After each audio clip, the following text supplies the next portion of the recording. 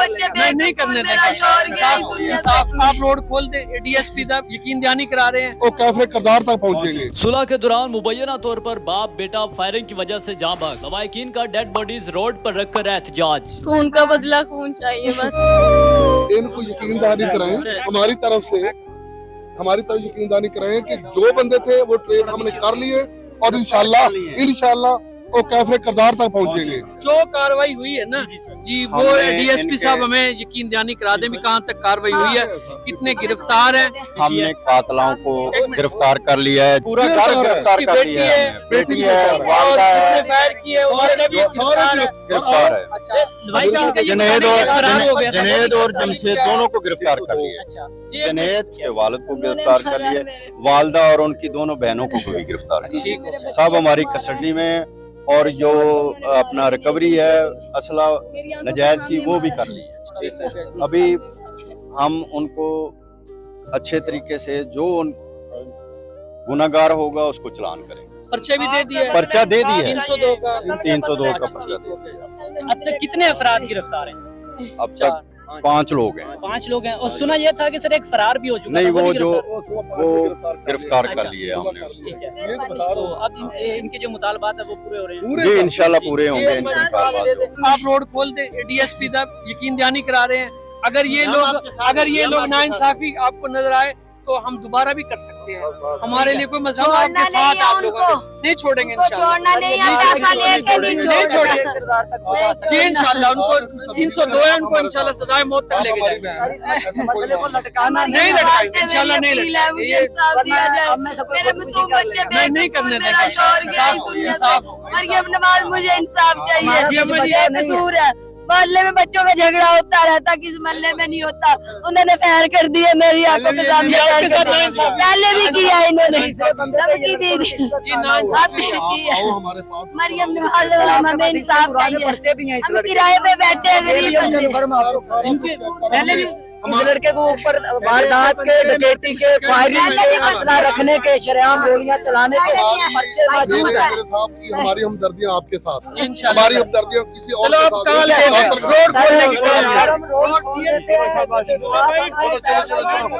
जी नाज़रीन, तो आपने गुफ्तगू सुनी यहाँ पर पुलिस की जानिब से। उनका कहना है कि जो मुल्ज़मान हैं उनके तकरीबन 5 अफराद जो है वो अब तक गिरफ्तार हो चुके हैं और इस वक्त जो फैमिली है वो सराब एहतजाज है, वो इंसाफ की अपील कर रहे हैं। मुझे ये बताइएगा कि ये क्या वाकया हुआ, किस तरह से? मेरा बंदा फोत हो गया, मेरा कार वाला फोत हो गया, गोलियां नाल मौके ते। मेरा बड़ा बेटा, मेरी 9 दा बच्चा, मेरे बड़े बेटे दे कार वाले, मेरे बड़े बेटे दे कार वाले को भी मार दिता इन्होंने। मेरे 3 बेटे अस्पताल च दाखिल ने, एक मेरे बच्चे दा ऑपरेशन होया, सब नू गोलियां मारियां इन्होंने। मामूली झगड़े बच्चे दे गली महल्ले च हुंदे सी। क्या झगड़ा था, क्यों मारा उन्होंने? मामूली झगड़े बच्चों दे हुंदे, गरीब बंदे किराए ते बैठे मजदूरी करदे। मेरा बड़ा बेटा इहदा पापा काम नहीं कर सकदा सी, ओहदा पट्ठा कटिया गया बाहर दा, मजदूरी नहीं कर सकदा सी। मेरे 3 बच्चे कमाने वाले सी, लोया मार्केट च काम करदे। लोग कौन है, जानने वाले हैं, रिश्तेदार हैं? मोहल्ले वाले हैं, हम सारे मोहल्ले वाले। मेरे किस चीज से मारा है उन्होंने? उन्होंने गोलियां, बंदूकां, पिस्टल औरतां ने चलाए ने। औरतों ने? पहले बंदियां ने चलाए ने, फिर औरतां ने खिंच के चलाए ने, फिर उन्होंने सिर चिट्टा पत्थर मारे ने, इट्टा पत्थर मारे। मेरा मासूम पोता, मेरा पोता, खून दे बदले खून, खून दे बदले खून। मेरे 2 गए ने, मेरा कार वाला, मेरा बच्चा गए ने। सानू इंसाफ चाहिए, मरियम नवाज, सानू इंसाफ चाहिए। लड़ाई पहले भी हुई है? पहले भी हुई है, पहले भी मेरे बच्चे नू मारिया इन्होंने। असी तो मोहल्ला छड़ के तो बिहाड़ी चले गए। लोया मार्केट च मेरा कार वाला ते मेरा बच्चा काम करदे ने, इत्थे रिश्तेदारां दे घर सौ जांदे ने, रात नू आके सौ जांदे ने, सुबह काम ते जांदे ने। इन्होंने मेरा बच्चा कल्ला देख के, मेरा दूसरे नंबर वाला बच्चा मोहम्मद रहमान, ਇਹਨਾਂ ਨੇ ਕਿਸੇ ਬੰਦੇ ਕੋਲੋਂ मरवाया बोतलों नाल ओदे पूरे ਇਹਨਾਂ ਦੇ शीशे चले गए।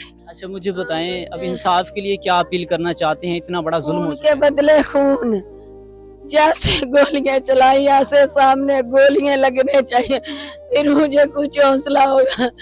गोलियां सामने, जब मेरे सामने गोलियां चलाई गई, मेरे बच्चों पे, मेरे शोहर पे गोलियां चलाई, मेरी आंखों के सामने, मैं चीखती रही, किसी ने नहीं सुनी, मोहल्ले वाले ने नहीं सुनी, मोहल्ले वाले अंदर बढ़ गए, किसी ने पानी नहीं दिया, पीछे हट जाओ, कह रहे पुलिस केस है, कह रहे पुलिस केस है, अंदर चले जाओ, कोई नजदीक ना आए।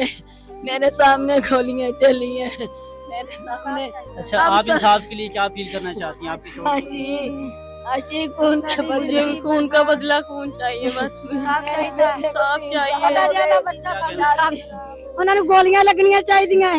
ਇੰਨਾ ਗਲਤ ਕੀਤਾ ਹੈ, ਧਮਕੀਆਂ ਲਾਉਂਦੇ ਨੇ। ਮੇਰੇ ਭਾਂਜੇ ਨੇ, ਮੇਰੇ ਦੇਵਰ ਦੇ ਬੇਟੇ ਨੇ, ਇਨਸਾਫ ਚਾਹੀਦਾ, ਖੂਨ ਦੇ ਬਦਲੇ ਖੂਨ। पहले भी कोई लड़ाइयों में इस तरह मुलव्वस हैं? ਬੱਚੇ ਆ ਕੋਖੇ ਤੇ ਬੈਠਦੇ ਆ। अच्छा, अब उनकी गिरफ्तारियां हो गई हैं?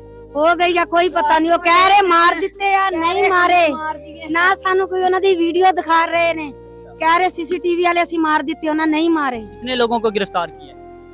एक बाप है, एक बेटा वा और एक वालदा है, ते एक बेटी है। दो बेटियां उन्होंने भी हमला किया, उन लोगों ने मारा।